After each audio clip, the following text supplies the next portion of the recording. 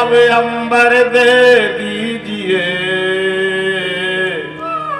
जाने अपनी दास। कन्हैया ये तन तुम्हारा है, ये मन तुम्हारा है, ये धन तुम्हारा है, ऐसा समझ करके हमारे वस्त्रों को वापस दे दो। अच्छा, जो बात गोपी कहती वही हम लोग भी भगवान से कहते हैं। हम सब कहते हैं कि सब तुम्हारा है प्रभु। एक आरती तो लोग बड़े प्यार से गाते हैं, हर घर में होती है ये आरती। और बाद में क्या बोलते हैं आरती में, बात की कड़ी में? समझा कभी कि हम क्या कह रहे हैं भगवान से? कह रहा है तन तुम्हारा है, मन तुम्हारा है, धन तुम्हारा है, मेरा तो कुछ लगता ही नहीं साहब, सब आपका है।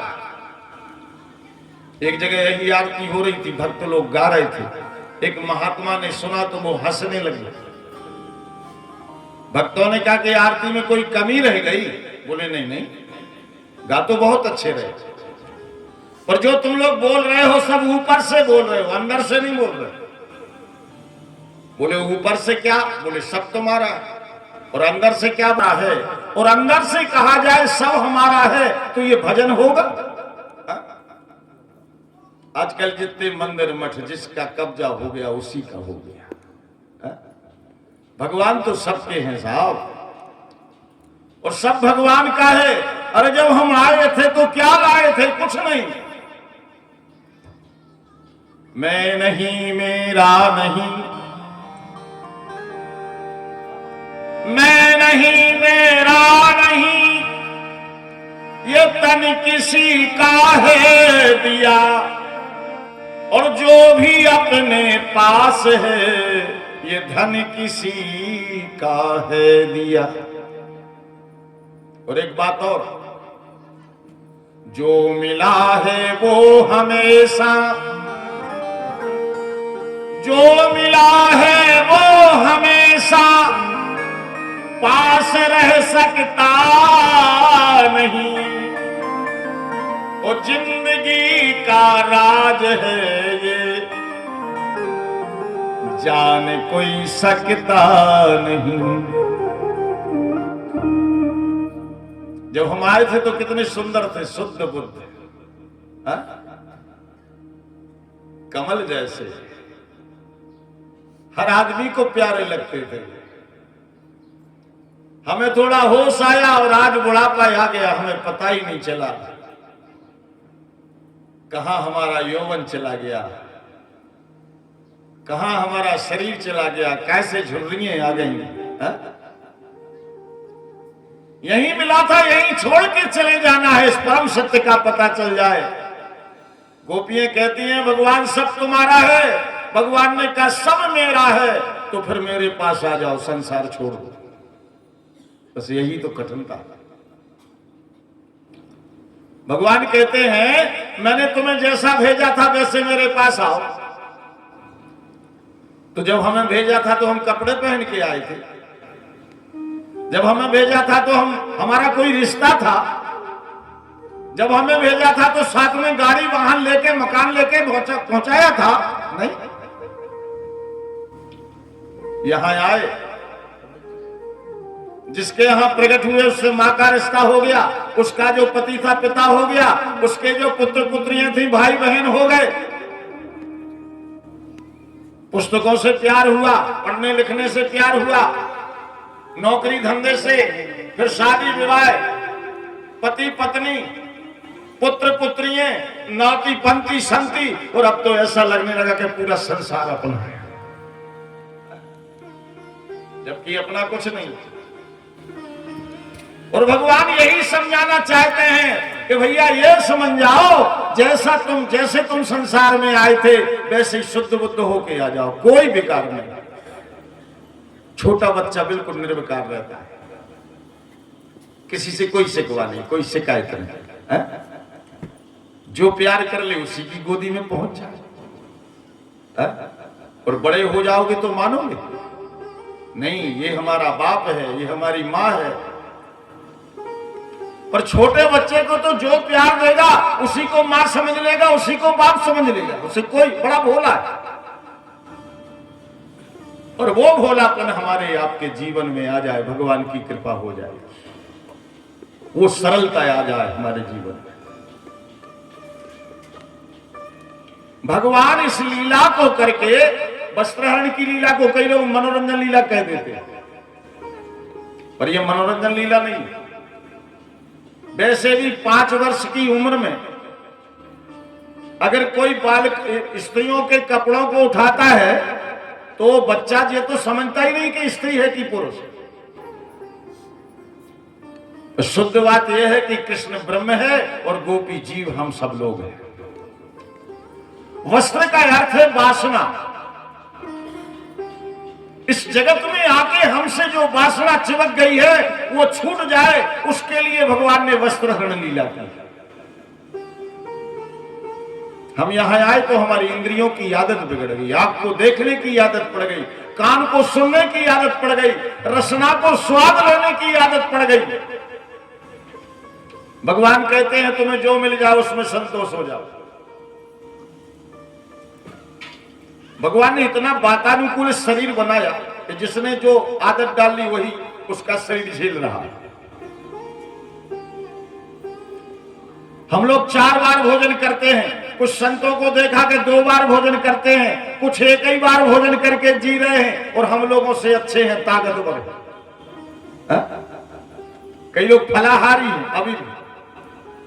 अभी मैं एक जगह कथा कर रहा था तो एक आदमी मिला, वो 3 वर्ष से छाछ पी रहा है। तो लोगों ने बताया कि पंडित जी ये 3 वर्ष से कुछ खाता ही नहीं, केवल छाछ पीता। मैंने उसे पास में बुलाया, मैंने कहा भैया तुम्हारे हाथ पैर दर्द वगैरह कुछ बीमारी बुखार? बोले महाराज जब से हमने ये नियम किया तो बिल्कुल ठीक ठाक रहने लगे। बताओ भगवान ने कैसी कृपा कर दी उसके ऊपर। तो वातानुकूल शरीर है ये, इसको शुरू में हमारी आदतें बिगड़ जाती हैं, उसके कारण बिगाड़ हो जाता है।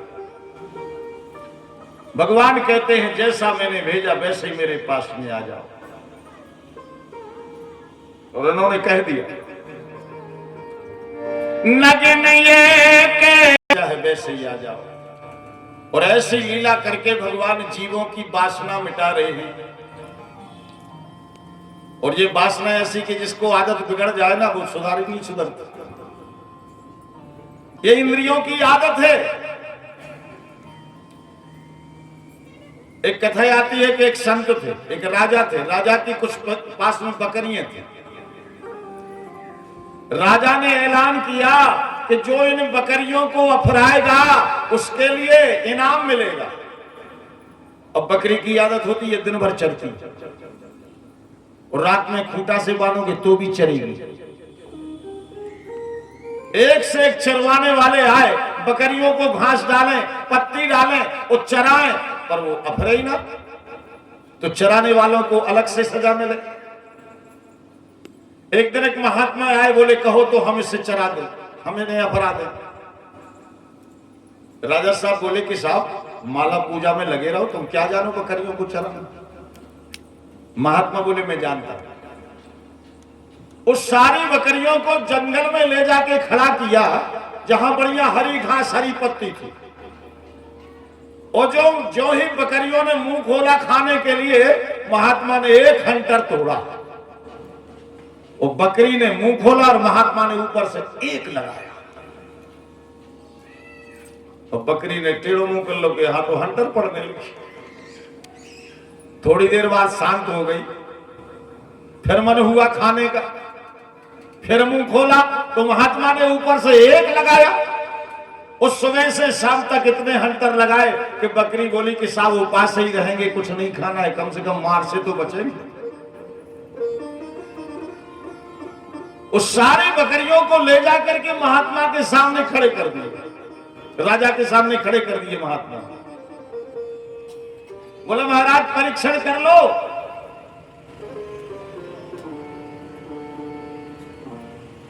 इन्होंने हरी घास हरी पत्ती डाली और जो ही बकरियां पास में आई चरने को तैयार हुई, महात्मा ने हंटर उठाया, बकरियों ने टेढ़ा मुंह कर लिया कि साथ कुछ नहीं खाना है। ये इंद्रियों का काम है, ये कथा इंद्रियों की है। बकरी है इंद्री, मन है राजा, हम सब लोग हैं चरवाहे। राजा है ब्रह्म, उसने यहां भेजा है जगत में कि यहां भेज करके इंद्रियों को कैसे शांत किया जाए। अब जो यहां से संतोष करके चले गए वो शांत, उसकी पदोन्नति हो जाती है, और जो नहीं कर पाते उनकी उन्नति नहीं होती। इस प्रकार भगवान ने वस्त्रहरण लीला करके वासना को समाप्त किया, और गोवर्धन लीला जो कल आप सुन रहे थे उसको सुनकर के मन का दमन हुआ। और जब मन का भी दमन हो जाता है तो होता है रास। और ये रास लीला कब हुई?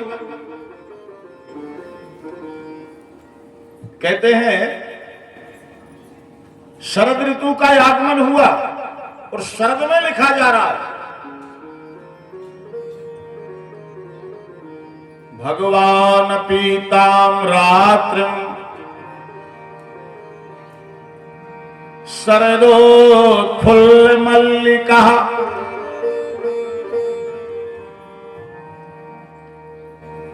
ये गाड़ी भैया जल्दी खाली कर दो जब तक हम। भगवान पीता रात्रि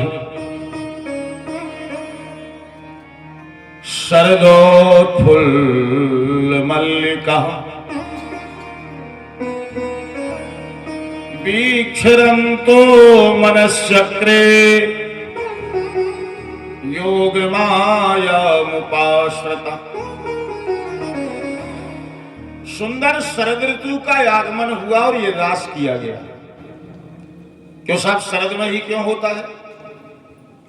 ग्रीष्म में हो जाता, शिशिर में हो जाता, वसंत में हो जाता, पर ये शरद में होता है। मानव मात्र अपने को शरद बना ले तो रास हो जाए। शरद का अर्थ है स्वच्छ। जय राम जी की। माताओं का ध्यान तो टिपारे पर जा रहा है। बोलो बाके बिहारी लाल।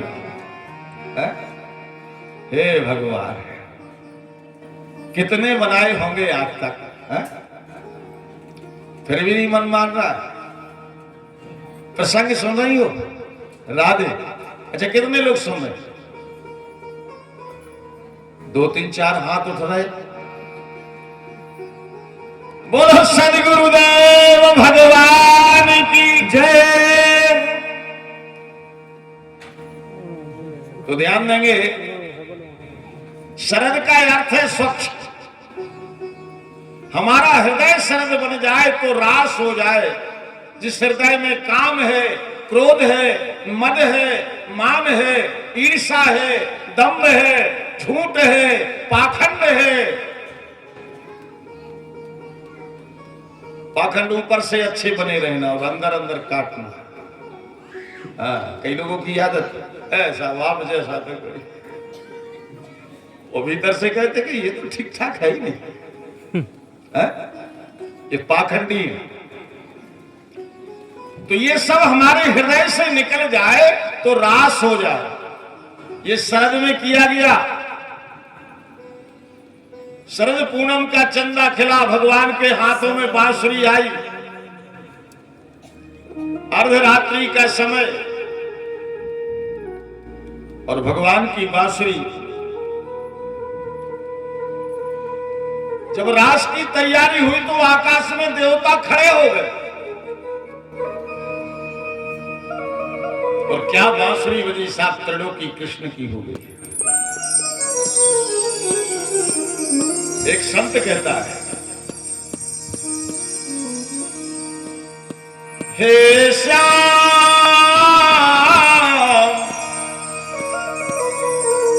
हे श्याम तेरी बांसुरी ने क्या सितम किया।